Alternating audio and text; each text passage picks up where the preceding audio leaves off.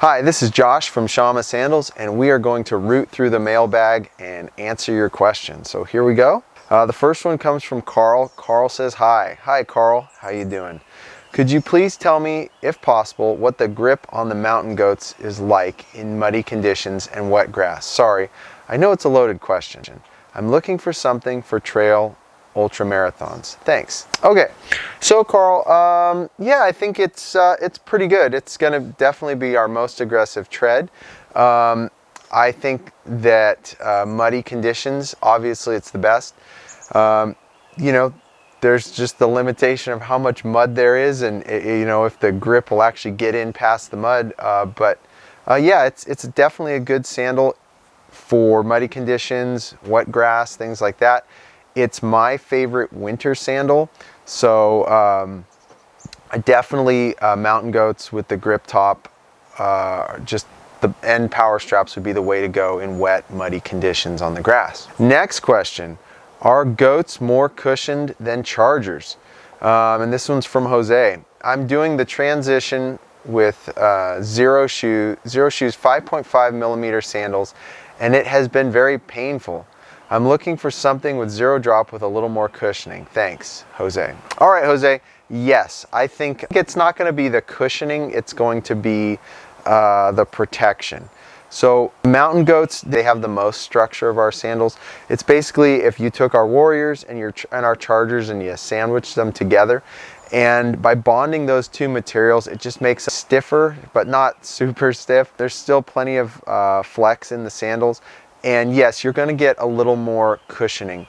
As far as the pain goes, that can also be a technique issue, really. I'm just, you know, not trying to pick on you or anything, but ultimately, if your technique is right, you know, you can run on hard cement, it'll feel smooth. I'd work on the technique a little bit, but yes, you are going to get some more cushioning from the mountain goats. And even the chargers might have more cushioning than, say, your 5.5 millimeter zero shoes.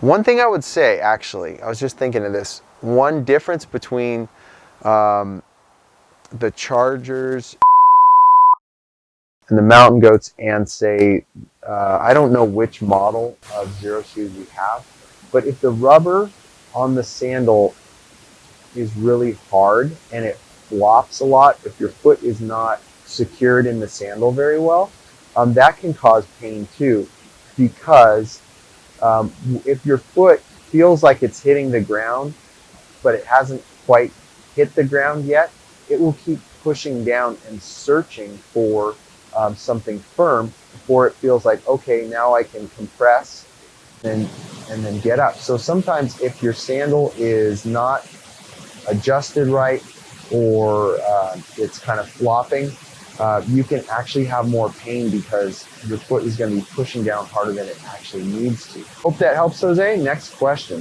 Ryan says, I'm a little worried that the soles of the shoes are going to wear through soon. What are my options with repair or replacement once that happens? Well, that's actually one of the really cool things about Shamma Sandals. You know, this is handmade stuff, and our lacing system actually works really well with resoling. So actually, the whole lacing system can be pulled out of the soles with a pair of needle nose pliers. So we can do one of two things. We can send you a pair of soles, and you can relace them yourself, or you can send your sandals in, and you can get them resoled. Now, there's a different price depending on which sole you get, obviously, but that's totally doable. It's one of the great things about the sandals, just because, you know, you love them and you wear them like crazy, and eventually the sole wears through. You just put a new one on it. So hopefully that helps, Ryan. And then this last one is from Mary. Are any of your barefoot running sandals vegan? So we get asked this question a lot. And so what I would say is yes, a whole bunch of them are. All of our chargers, warriors, and mountain goats, just the standard ones, are vegan or fully synthetic. There's no animal products on there. In our previous generations, on our insole post, we had this insole post, and it was made of leather. It was a 5.5 ounce oil can leather.